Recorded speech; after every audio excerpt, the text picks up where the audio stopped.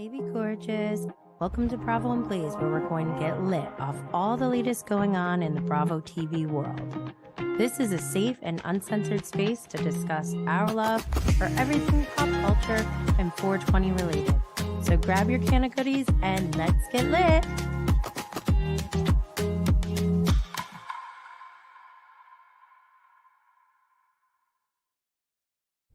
Yes, we're live. Hello, happy Friday, everyone.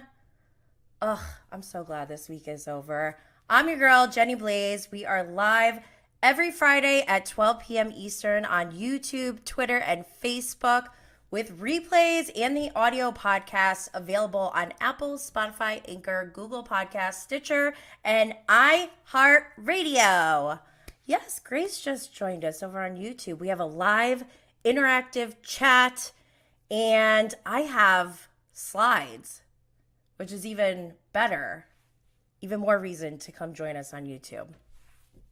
We are here to bring you all the latest in Bravo, pop culture, and weed news. However, let me just give a disclaimer that this is for entertainment and educational purposes only. Right, Luann?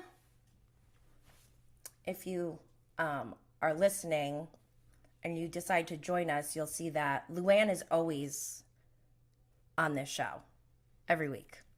She's right here. She's like my sidekick. She's my sidekick. Okay? The Countess. Just fine. All right. So you may have noticed I have new glasses. I feel like a whole new woman.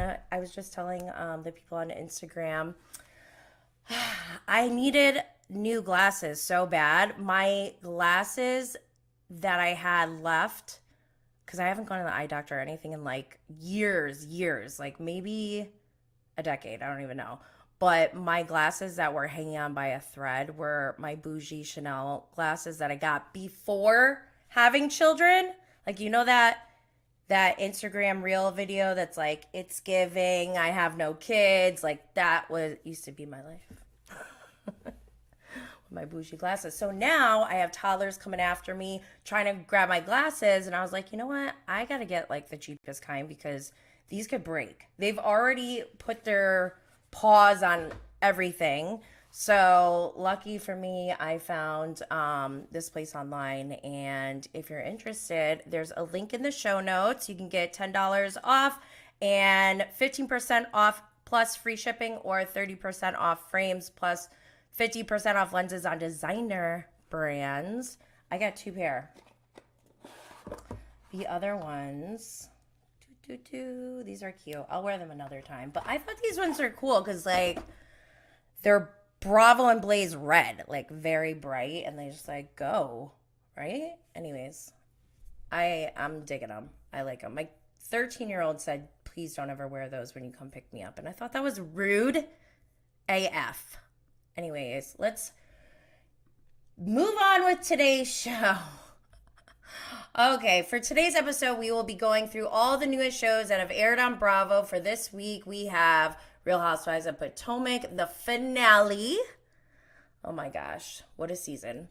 We have Family Karma, Below Deck, the premiere of Real Housewives of New Jersey, and the premiere of Vanderpump Rules with DJ James Kennedy. I'm like, I just love him. And we also have Real Housewives of Miami, as well as $1 Million Listing. I have a little bit of pop culture news today and a little bit of 420 news. But before we move on to that, I just want to remind everyone to please subscribe and turn on notifications. Like I said, we're live every Friday at 12 p.m. Eastern on YouTube, Facebook, and Twitter. Don't worry, if you miss a live show, you can always watch the replay or listen to the audio podcast on Apple, Spotify, Anchor, Google Podcasts, Stitcher, and iHeartRadio. Subscribing, reviewing, sharing, liking, and or leaving a 5-star rating is incredibly appreciated and helps this show to continue to grow.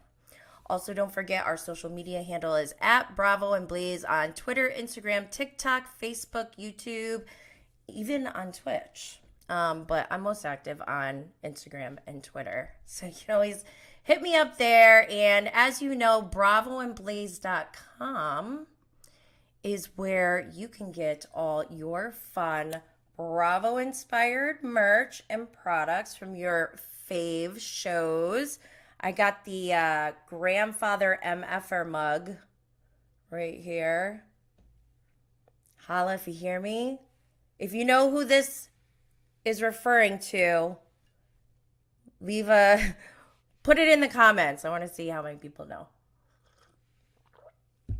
You're gonna go with who effed her grandfather? Big difference between who effed her grandfather versus grandfather MFer.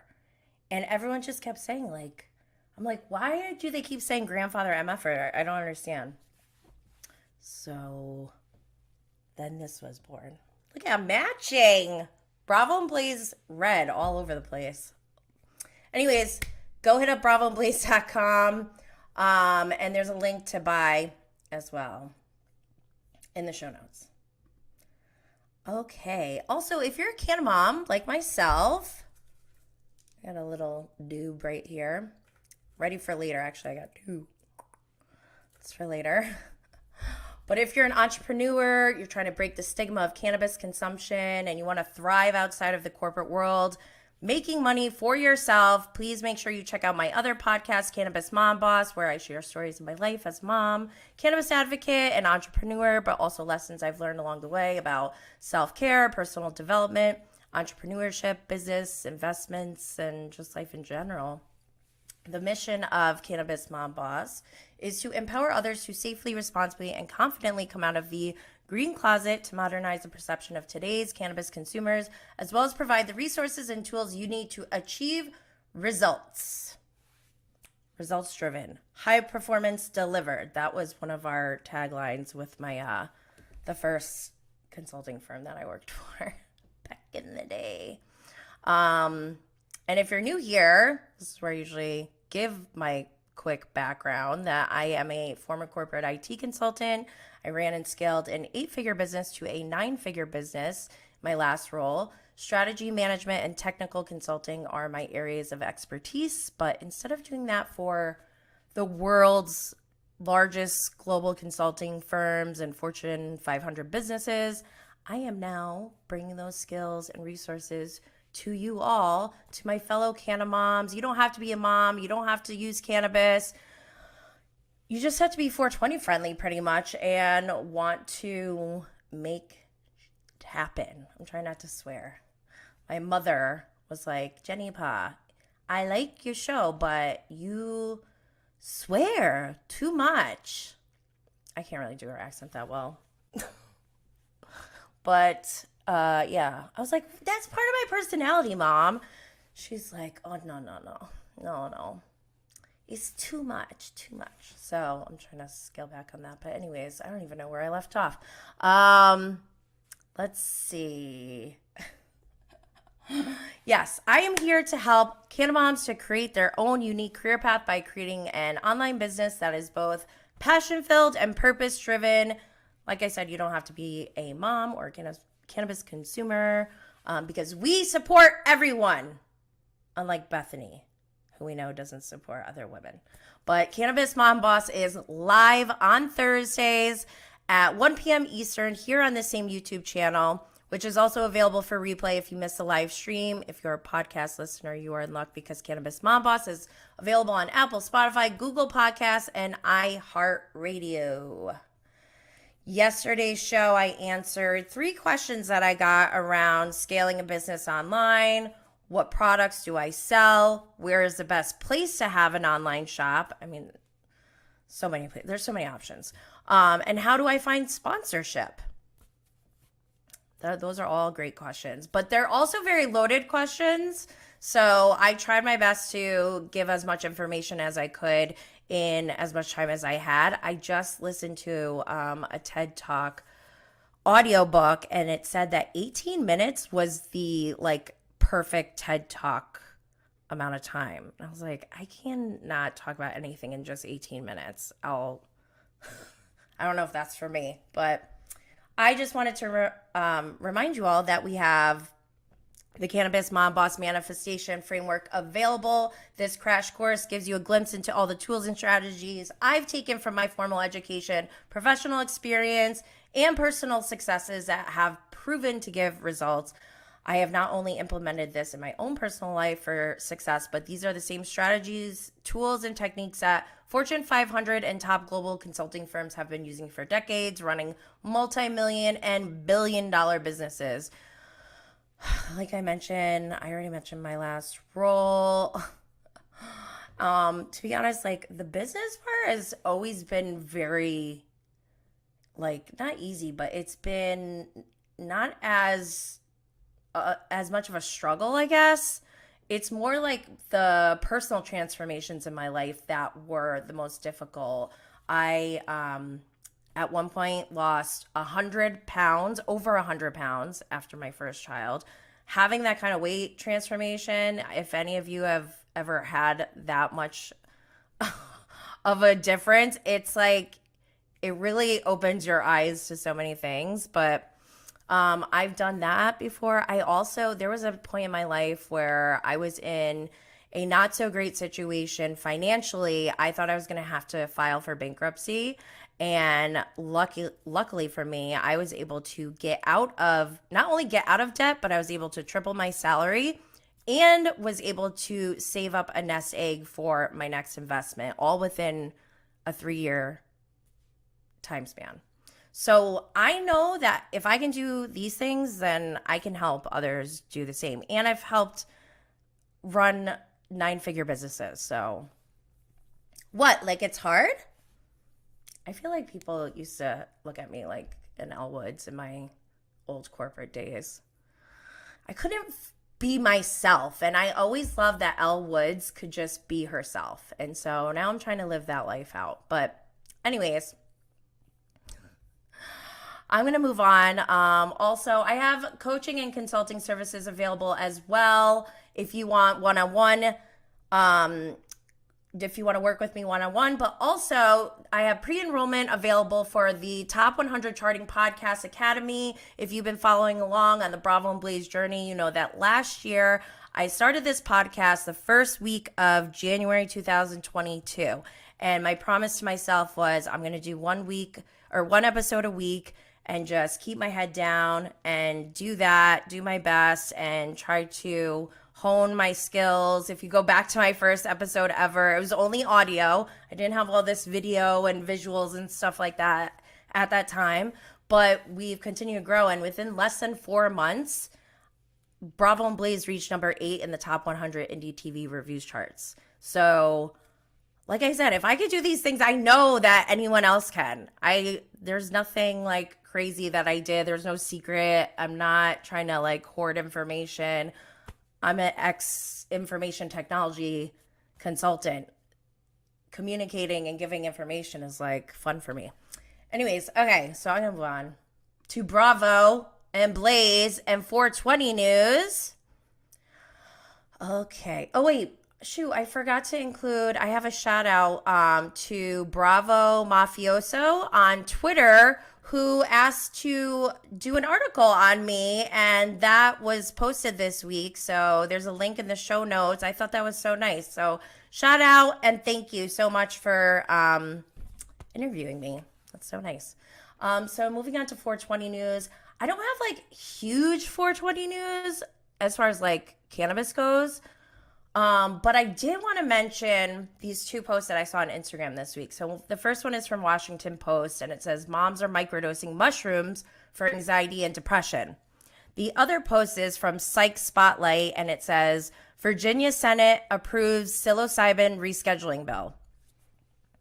This is amazing. And I know that like I started as a cannabis advocate, but really the cannabis advocacy came from a place of being a person who believes in natural health and wellness. I mean, I'm not like super crunchy or granola in that way. Like I believe in modern medicine as well. But I mean, like my philosophy, my health and wellness philosophy would be, you know, like I like to go natural first. And if that doesn't work, then we explore other avenues. But I love that, cannabis is natural, obviously, and so are mushrooms. And there's more and more studies that are showing that mushrooms, magic mushrooms or psilocybin, are able to be treated or used to treat depression and anxiety. And in this Washington Post article, they were talking about birth trauma. And I've been reading about shrooms and all that stuff, for a while, and how it treats depression and things like that. But I didn't even think about this term like birth trauma. Because I think I have that. I think I'm self-diagnosing myself as having birth trauma. And at first I was like, birth trauma? That sounds like you had some trauma when you were born that like caused something.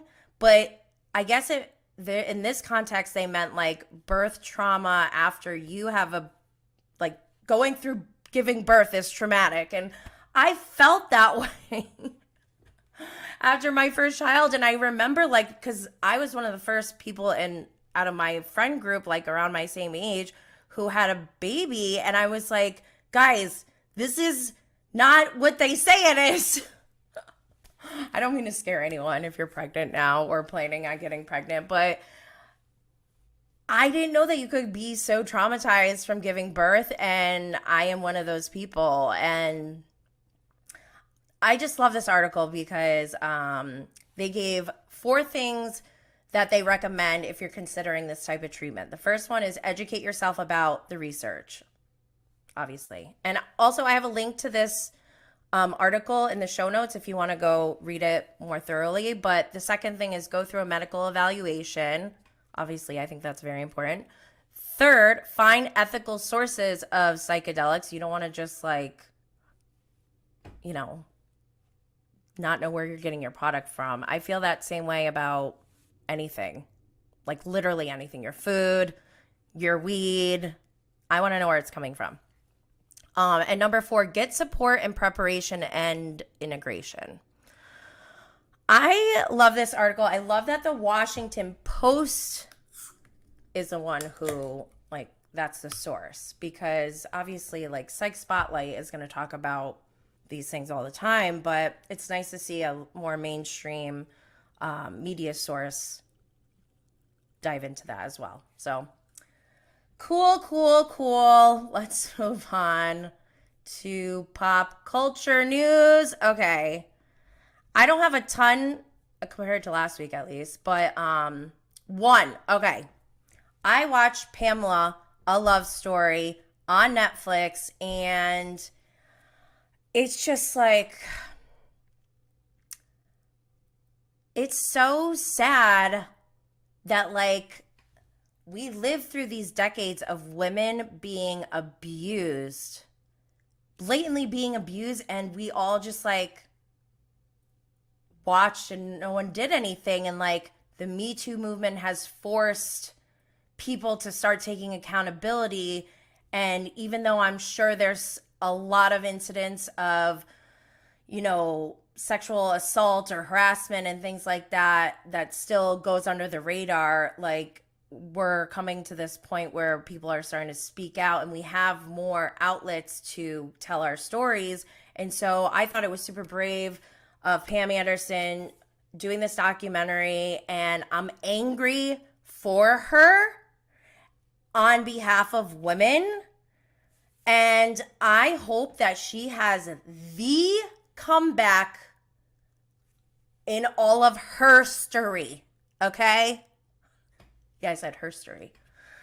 I'm rooting for Pam Anderson, and I want to say I never watched her video either, and I never really wanted to. Obviously she's hot, and people say, Tommy has a big D or whatever, but I never really wanted to watch it because I do remember them being so public about this was stolen from us, and they were one of the first people that really this happened to.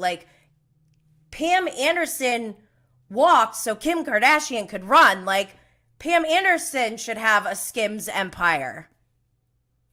Just saying. So I hope, I'm rooting for Pam Anderson. You should all be ashamed of yourselves. I don't know what to say. Sorry, I don't mean to judge, but okay, moving on. It made me cry, and actually my husband was like, "Oh my gosh," he actually felt he was touched by it. So I was like, "Okay, this is good." Also, I just want to give a shout out to Pam Anderson. One, I would watch her pack for a trip, pack her suitcases all day, every day. This woman is, I love her. Second, she wrote down everything. She was, and I am so for this. If you are not somebody who keeps like a journal, or I do everything on my phone on Evernote because I don't want like paper and books and stuff around. Like I like things electronic, and I'm a data hoarder. So like, that's just how it goes. But if you don't do this, like I highly recommend that you do, even if it's just start with 1 or 2 sentences a day or whenever you can. Like it really is. So it's very interesting to go back and see how things play out. And again, it's like the study of psychology, sociology, human behavior. That's what we're all doing watching reality TV, right? Like at least I am a little bit.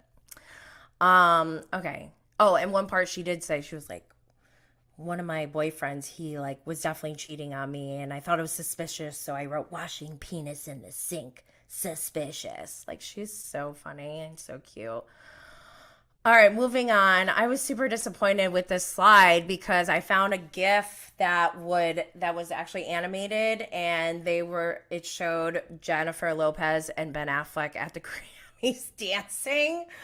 Oh my God. I didn't watch the Grammys, but what is up with Ben Affleck? Okay, this guy, like he doesn't even try. I feel like he does not give a F. But I really want Bennifer to have like a reality show. I would die to see. I might pay for that, actually. I hope they get a reality show. I mean, I'm sure they could if they wanted to, and he's probably like, hell no. But I saw somewhere this week that someone did a tour of their new home, and it had a movie theater where all their movie posters were hanging up, and it was like a little scandalous because someone was like, oh, they even have Mark Anthony's or whatever. I was like, what? This is, I don't know. I think it's just funny. Anyways, okay, so... Oh, and then somebody... Oh my God. Sorry.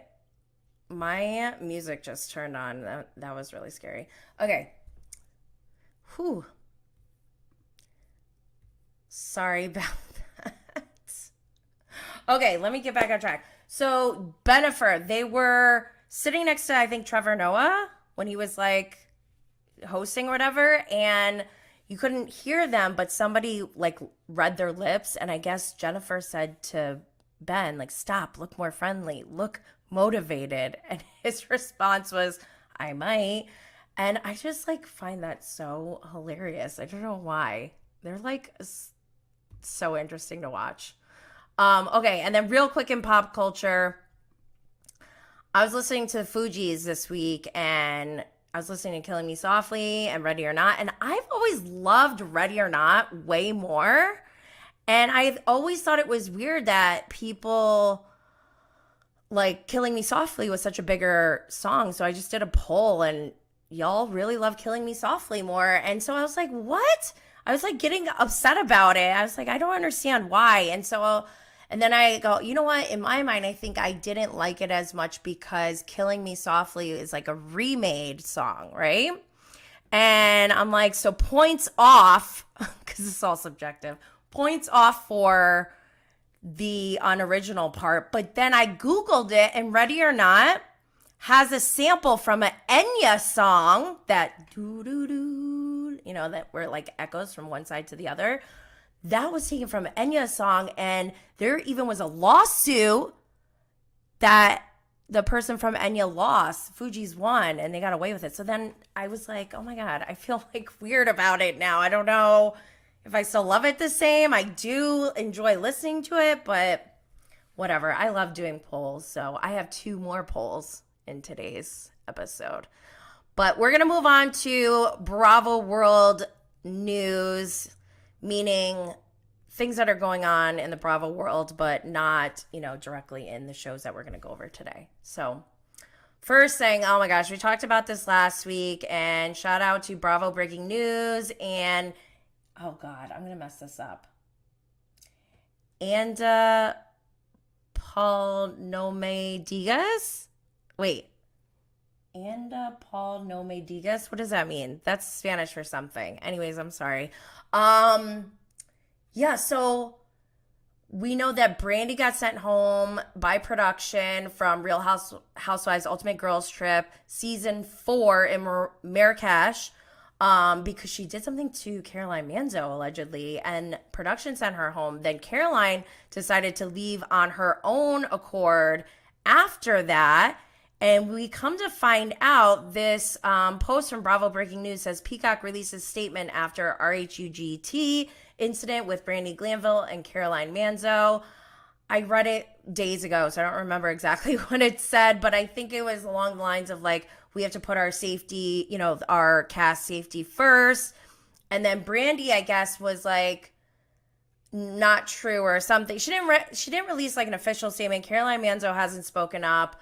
But then Page 6 posted that Brandi Glanville touched Caroline Manzo's quote unquote vaginal area while filming. So this is so embarrassing. And shoot, I wanted to give a shout out to the Bravo chicks on Instagram because they posted a reel of Bethany commenting on this situation and saying how Bravo, exploits women and, did in a very Bethany way where she said, I'm qualified because I've been on the show or whatever. So I just made a long comment. I was like, enough is enough. I had a comment on it. And I just said something along the lines of like, to be honest, this is more embarrassing from Bravo's standpoint than Brandi's. Like, we know how Brandi is. We could have told Bravo that this was probably going to happen. And especially, like, Bravo has a responsibility. They need to tighten up their ship. It's embarrassing from, like, from a professional professionalism. It's just poor work ethic. Like, there should be a set of standard, like a protocol, a playbook, whatever you want to call it. I like to use WWE as an example because it's very crystal clear. Like, there's things you can and can't do on social media. There's things you can and can't say, like live on TV. They have their storylines like vetted out and things like that. So there's more, and they do that for the safety of everyone, because don't forget what WWE is doing is they're wrestling. They're actually like, pretend like fighting each other. They can get hurt, but they do it in a way that's like, it's more of a performance. And we know that. Hopefully we all know that. But I was just, in my opinion, I feel like Bravo needs to tighten up their ship because this is embarrassing. And now I fear that the entire season of Real Housewives Ultimate Girls Trip Season 4 may be scrapped. So if that's the case, don't blame Brandi. I mean, she should not have done this, obviously. But also, I think Bravo's to blame as well. Sorry, I said it. Okay, I'm going to move on. Okay, some Salt Lake City, Real Housewives of Salt Lake City updates. Heather is doing so much this week, and I know why. It's because of her effing book, which I refuse to buy, and I will judge anyone who does buy it. I'm just kidding. I won't judge you, but maybe a little bit. Shout out to the Bravo chicks and Blonde Hair Black Heart. So this week, Heather's like, really pushing her book or whatever, and we get like a statement on Us Weekly, according to the Bravo chicks. Heather Gay says she's no longer Jen Shah's ride or die friend. quote unquote, my focus is on the victims. Like, B, where you been? Where have you been? You're just all of a sudden saying this now. This is so opportunistic. It's the week that Jen's getting sent away, which is tomorrow. She took this opportunity. It's so calculated. It's bad Heather. Bad Heather. And also, according to Blonde Hair Black Heart, Heather Gay's sister posted something about, wait, I think this is her. I'll just read it. Stop waiting for Heather until she has a use for you. She has no use for you. Believe me, I know. I waited 20 plus years for her, only to be used for a storyline in Veil. She hasn't spoken to me since the day we filmed, and I consider it to be the last conversation we will ever have. It was nice to meet you in Veil. Sorry that you finally saw the real Heather. Who? Bring her on as a housewife. Kick bad Heather out. Fling. Pew, pew.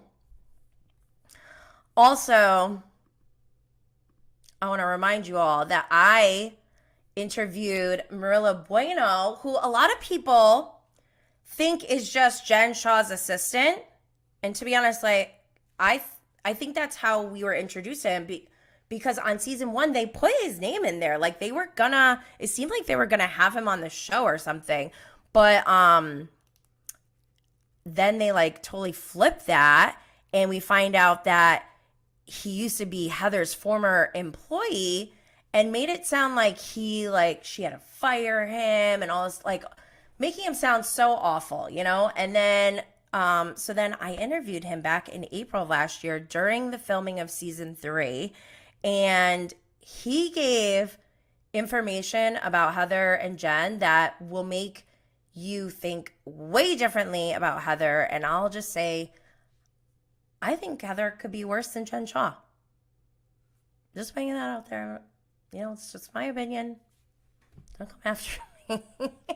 But I have the link to this interview in the show notes. Go check it out if you're interested. If you really want to know the truth, you will all see the truth. Okay.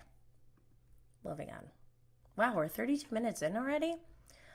Okay, so the Southern Hospitality just finished their first season. It's one of the best new Bravo shows that we have. And I predicted, I have this it's been recorded on film. Do people say that anymore? Film? I manifested that everyone from this cast is gonna have huge success. And already Lilly has a song out called Wavy Baby, and I listened to it and I love it. And shout out to Southern Hospitality Bravo on Instagram, because that's where I found out about it. Also, shameless plug, I got to interview TJ Dinch from the cast. The link to that interview is in the show notes as well. But go check out her song. I love it. And I love Lilly. Okay. Oh my gosh. This next thing creeps me out. So Below Deck Adventure is done. Just finished its first season. I kept saying, I was very vocal about how Captain Kerry is like my new favorite captain. I've been worried about Captain Lee, his health. It scares me that he's on this big boat in this condition where he's like in pain and stuff. So, and I just predicted all these good things about Southern Hospitality. I may be a witch, guys, okay? And I'll tell you why I think I may be a witch. I love Captain Kerry, connected with him, sent him a Bravo and Blaze boat daddy hat. Remember the boat daddy hat originated from Eddie calling Captain Lee his boat daddy. So I've had that boat daddy hat on the shop since then. And then Captain Kerry comes on. I'm like, oh my God, this guy is awesome. I sent him boat daddy hats. He posted it. And then 1 week later, Below Deck Sailing and TV Deets on Instagram posted Captain Lee exits Below Deck ahead of season 11 with Adventures Captain Kerry set as replacement. Exclusive details. Am I a witch? I think I might be a witch. I did this, guys, I think. Is this a good thing or a bad thing? I think it's a good thing. I think Captain Lee still has, a lot to look forward to off of the boats. And I'm looking forward to, I know he has like a show coming up soon. So let's all look at this as a positive thing. Because it's bittersweet. I'm sad. But also let's move on to, shout out to Real Housewives of Dubai Bravo on Instagram, who posted that the ladies of Dubai are filming. And surprise to me, I guess this is kind of confirming that Lisa Milan, Caroline Stanbury, Chanel Ayan, Sarah Al-Madani, and Caroline Brooks are all filming. Yee! We knew that Nina Ali is no longer filming, but I guess everyone else is back in. I wonder if they're going to have anyone new. But either way, that's exciting because I really love that franchise. And I don't know why people were not about it before. You need to jump on that if you haven't already. In other news, we got the first 7 minutes of Summer House have come out, and the premiere is next week. Oh, our Bravo lineup is full. It feels good. All right, let's go into this week's Bravo shows. So first up is we had the finale of Real Housewives of Potomac, Season 7, Episode 17, The Naked Truth. And the episode description is that Ashley lands her dream home, but with a little help. Robin makes an unexpected change to her wedding plans. Giselle reveals her recent health diagnosis to her girls. Karen and Charisse have a showdown at Candace's music video reveal party. Mia confronts Karen with some explosive rumors. Okay, there's so much going on. First of all, Ashley, why?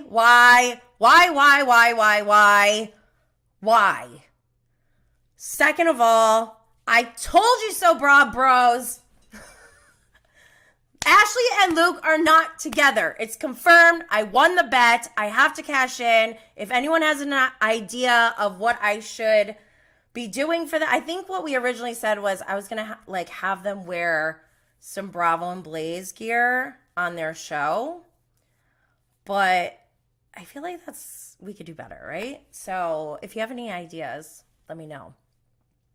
Okay, so obviously that episode had a lot going on. Ashley, WTF. Robin winds up going and getting married in Maryland or whatever. I don't know. I just can't with the Dixons right now. I'm just so glad Juan Dixon is not here right now. Giselle reveals her recent health diagnosis to her girls. So her girls are so funny, but you can tell, even though they bust on Giselle, obviously they really love her and it's really cute. So that was nice to see. Karen and Charisse. Karen is so funny because she literally, her comebacks are usually powerful but empty. And I'm not mad at her. I'm not trying to throw shade on her because I love Karen Huger, but she says stuff like, why are you breathing in the same air as me? You're talking, but I'm not listening. Goodbye, or whatever. Those are all just things she's just shutting Charisse down instead of having a conversation. So I just find that interesting. I think it's funny. Also, somebody sent me a picture of the alleged blue eyes, or not blue eyes. I think it's the guy that Karen may allegedly be having an affair with who owns some restaurant. I don't know. I don't really care that much, but as long as Ray is happy, that's all I care about, because I want Ray to live, and I want Ray to live notebooks and mugs on my shop. I love my I want Ray to live notebook. It's the best size ever. And then, okay, so I don't know why Giselle is pretending to date Jason Cameron, because he's my Valentine. Just kidding. I'm married, okay? Don't get any bright ideas. But I do love Jason Cameron, and he was my Valentine's Day date virtually last year.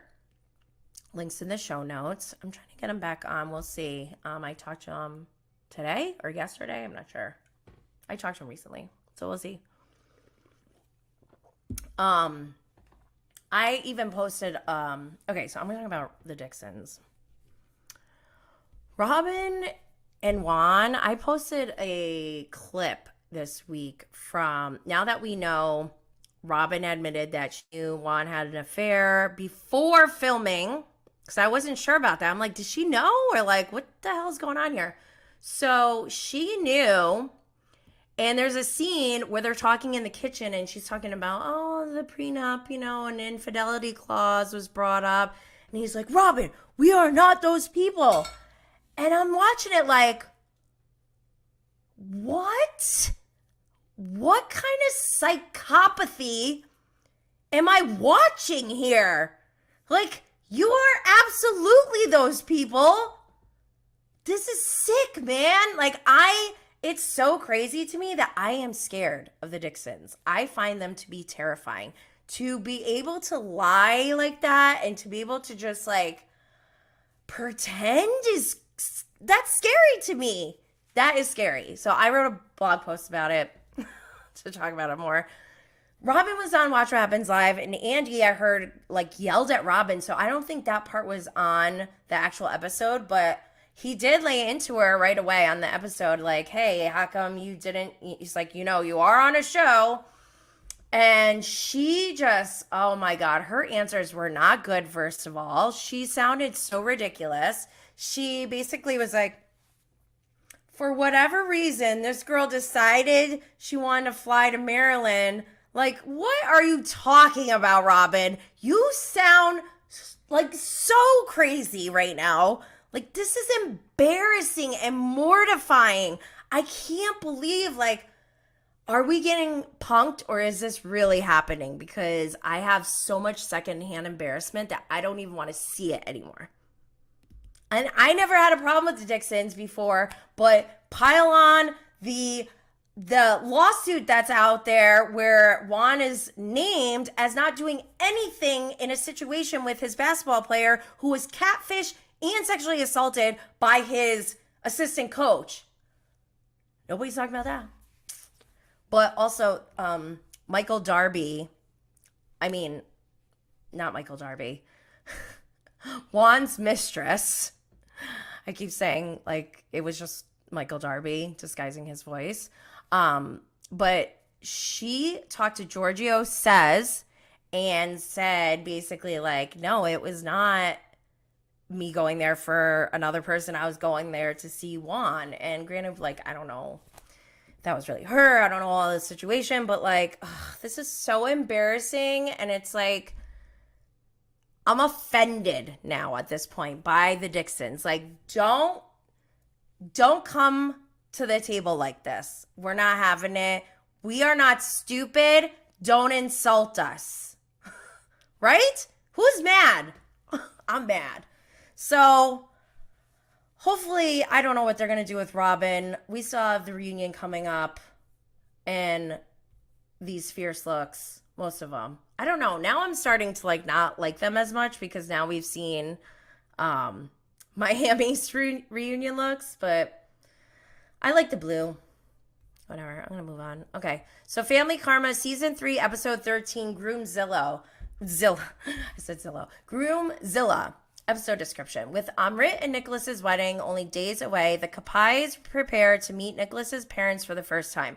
Monica faces the reality of her rocky relationship. Bali is shocked by her parents' proposition.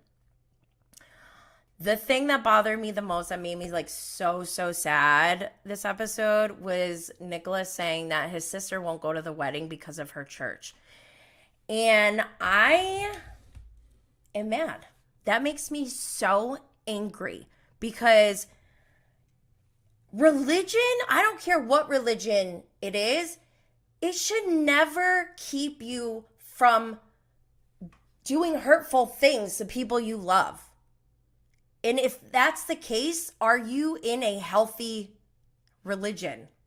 Like, it bothers me. And like, I was raised in a church as well. And I think maybe that's why it does make me angry, because it's like, I've seen so much hypocrisy, so much like people being two-faced and just, it's like, this is supposed to be a good thing. Religion is supposed to bring like happiness, joy, love, peace.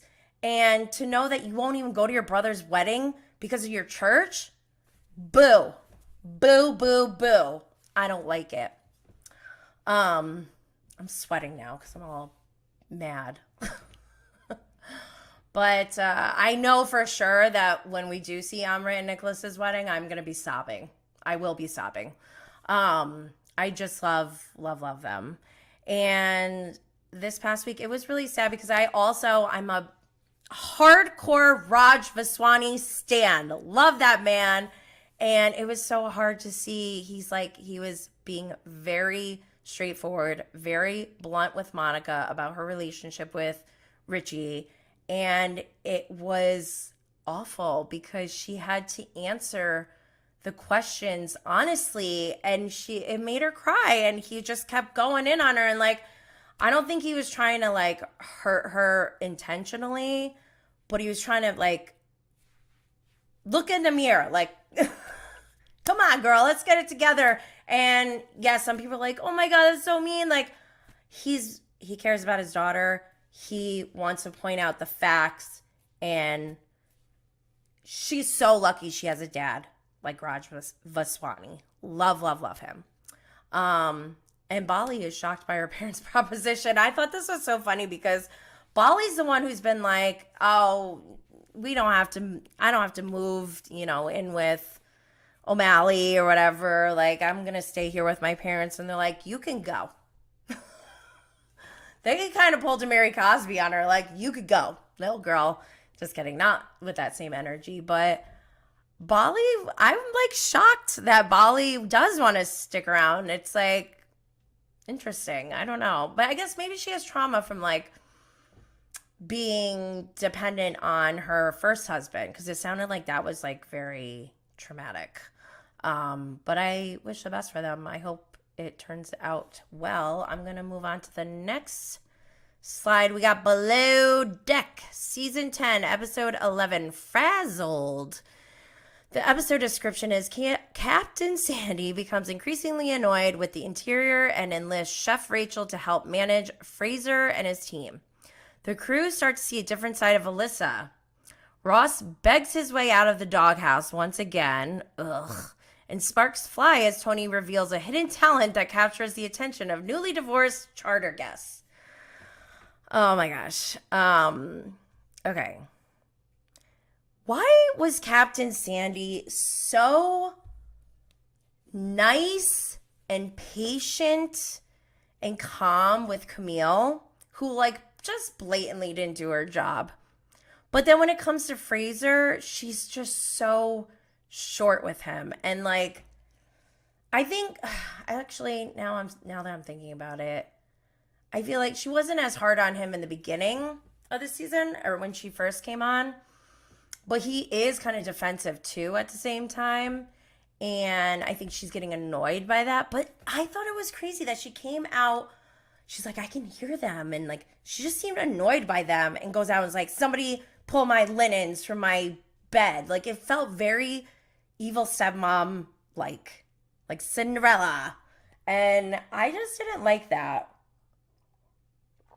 It felt like she had like a vendetta against them or something, like a bone to pick with them. And it's like, we get it, you love your deck team, whatever. Oh yeah, is there something I love? I'm like seeing something on my face in the video and it's bothering me. Okay. Sorry about that. But yeah, what is Captain Sandy's deal? And also, like, does Fraser deserve this? And so I did a poll because I saw tweets where people were like, Captain Sandy's so mean. I'm like, yeah, that was kind of mean. But at the same time, I'm like, Fraser, is he a good chief stew? And everyone's like, he's so good. And you can see from the results on the poll, I did a poll on IG and on Twitter, and everyone's saying yes. And I think y'all are being nice. Like, I love Fraser, but he clearly has some work to do on the management part. Like, he's literally running around everywhere and not delegating. And it seems like exactly what the episode is called, Fraz-zzled. And you got Rachel stepping in and having to work with Alyssa one-on-one and like teaching her things that she's like, when when we have service, you have to do this, or on a super yacht. And then you got Alyssa's attitude coming out. And it's like, Fraser should be on top of that.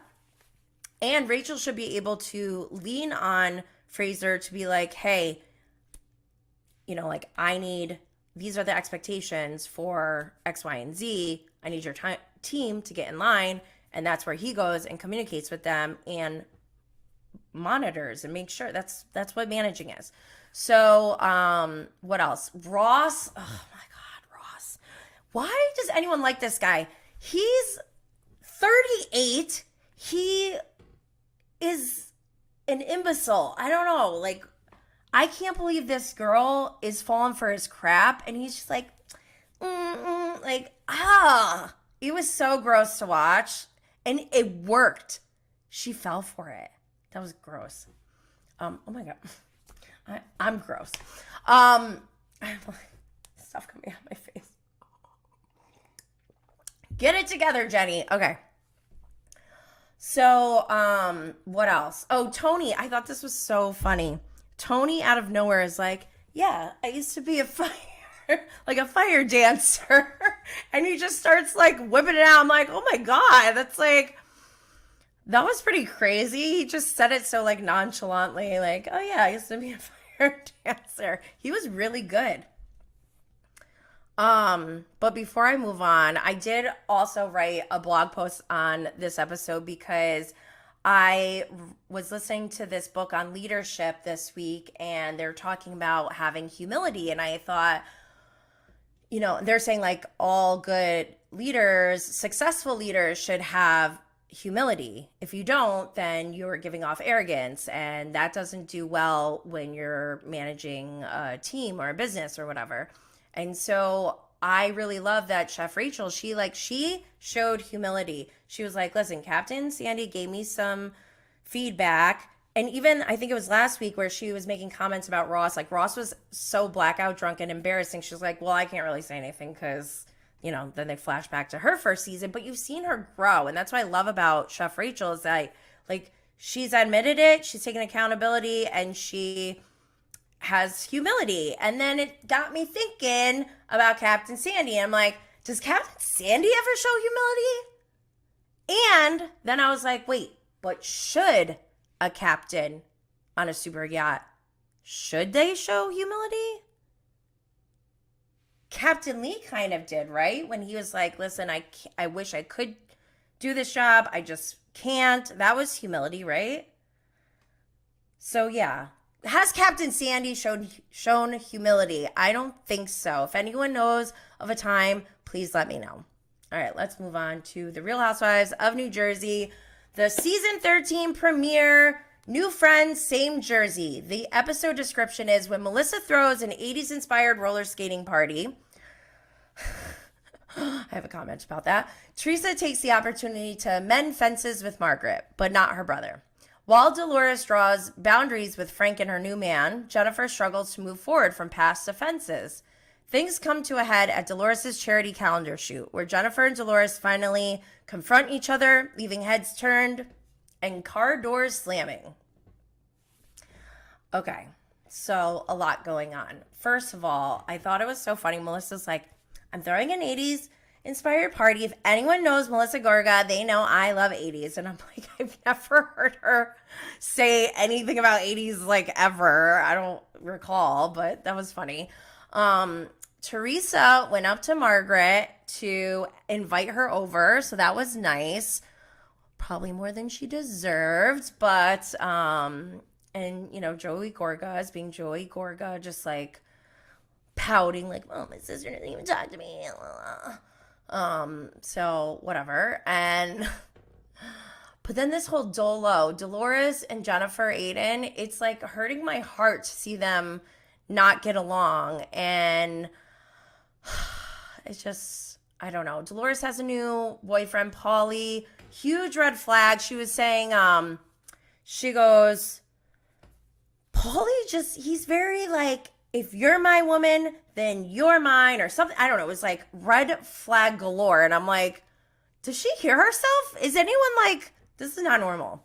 But we'll see. I don't know. And Frank has a new girlfriend who's 33, I think. And Frank is, how old is Frank? 58? No. Is he? Oh my gosh. Anyways, whatever. Yeah, so they have this calendar shoot, which I thought was funny. It's cool, whatever. But then Jennifer and Dolores get in a fight and it hurt my heart. It'll be interesting to see how things go. Oh, one other thing that happened on this premiere episode that I think is an unpopular opinion is I like Louis. Sorry. Don't hate me. So I do a lot of like cognitive behavioral therapy. If it has to do with anything helping depression, anxiety, ADHD, just self-improvement, I've probably tried it. And it seems like Louis is using cognitive behavioral therapy techniques with Teresa, and it's working, and it's amazing to see. And it makes me, I like him. Like, I don't see, people are saying like, oh, Louis is so controlling, blah, blah, blah. Like, no, he was help mediating this situation. And I think Teresa, Margaret may think, oh, she doesn't care, but I think Teresa does care, because why would she even put in the energy? And why would, like, I feel like she would just be like, whatever. I mean, look how she is with Melissa and Joe. She doesn't even talk to them. So I don't know. I'm here for Louis. I hope I don't regret it, but we'll see. Teresa has a podcast called Namaste Bitches with Melissa Feaster. And on their episode, she said, and I loved how she said it too. She was like, I gave birth on this show. I went to prison on the show. I got divorced on the show. I got married on the show. I buried my parents on the show. This is what I've done. And her story is, I didn't return a message. That's her storyline. And I was like, oh my gosh. Oh my gosh, oh my gosh. I guess some texts were leaked from Louis to Melissa and Joe, begging them to go to Teresa's 50th birthday party, where everything was paid for, everything was taken care of. She really wanted them to go, and they were just like, no, whatever. And again, I like Louis. I like how he handled this situation. He was just like, he was very open and like welcoming, like, let's move forward, let's heal. And they were just like, no. So I don't know. I don't want to sound biased. I that's just my opinion, I guess.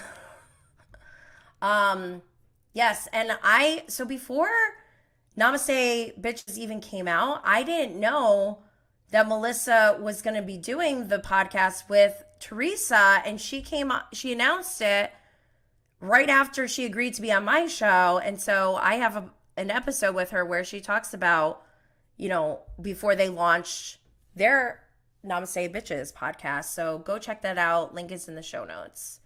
Okay, Vanderpump. Oh my gosh. Season 10 premiere, Vanderpump Rules, Breaking Bubbas. So the episode description is, in the season 10 premiere, Katie and Schwartz attempt to maintain a friendship in the wake of their recent divorce.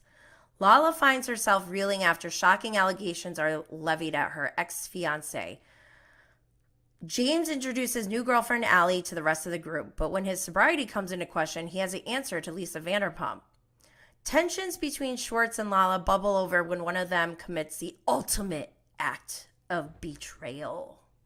Dun, dun, dun. Okay. I just need to say congratulations to Vanderpump Rules for reaching their 10th season. I don't know if this is in the Bravo handbook that doesn't exist, but you could tell they got an upgrade on production, and I'm loving it. I love the production upgrade. It makes it look so sexy, makes it look so, I just love it. It like adds to the drama. That's so nice. I love it. Yeah, and it's okay. So this season, people have been saying like, "Oh, Vanderpump is dying, whatever," but I think it's coming back this season, and we see big things are happening, big changes. Katie and Schwartz, we've never seen them single before. Oh my god, I got chills. We've never seen them single before, and I have to say, when they were together, Schwartz always looked like such a good guy. Like, he always came out looking like the innocent one, right? Like, oh, Katie's just mad all the time, and tequila Katie, she's rage texting, blah, blah, blah. Like,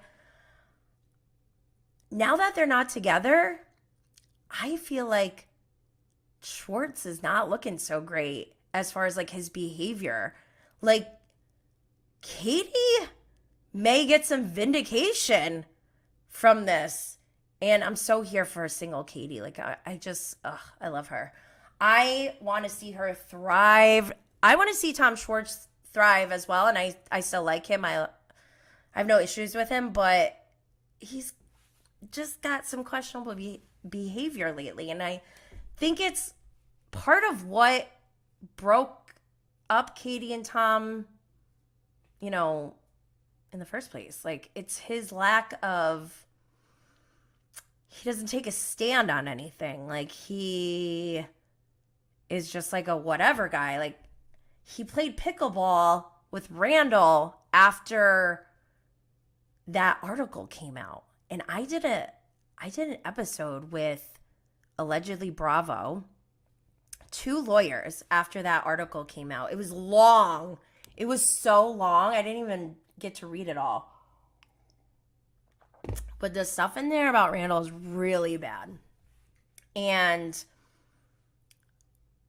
it is kind of weird that Schwartz did hang out with, like, I can see Schwartz being like, oh, you know, I'm going to pass on pickleball maybe next time, you know, or something like that. But to actually go play with him after that, I don't know, I would feel kind of like a certain way about it. I'd be like, I don't know if this is right or wrong. Like, it doesn't feel right. I would probably, like, if I didn't know, which I could see Tom being like, well, I don't know if it's true or whatever. Like, if you don't know for sure, like, maybe just err on the side of caution and not go. And like, hang out when things settle down or something. I don't know. It just felt like so unnecessary, like, for pickleball. And that's where, like, I do see Lala's side, where she's like, Lala's just so funny. I don't even know where to start with her, but I see her being like, for pickleball, really? Like, that part I get. But then for her to make such like strict demands of her friends when she doesn't really reciprocate, that's really disappointing. And, like, it's hard to back her up when we know that about her. Like, we know she just confessed that her and James hooked up when Lala was with Randall and when James was with Raquel in the beginning of their relationship. And that's, I get it. Like, Lala's like, oh, I don't care anymore. I'm done with Randall. And, oh, you're done with Raquel. But, like, dude, that shows your character. That shows that, like, I don't know. It says a lot. And I don't know. I want to believe that Lala is going to come out a better person. Like, this is no joke, like, what she's going through. But also at the same time, like, they were doing flashbacks of red flags and signs. And it's like, yeah, you did kind of, we all knew. And, like, somehow we were convinced. I remember being like, maybe it's not a big deal because Lala seems to be fine. And even I was manipulated at one point because I was like, in the beginning when they first came out, I'm like, clearly this is what it is. And then she somehow convinced me, and I'm sure other viewers, a lot of us, that, like, oh, no, there's nothing wrong here.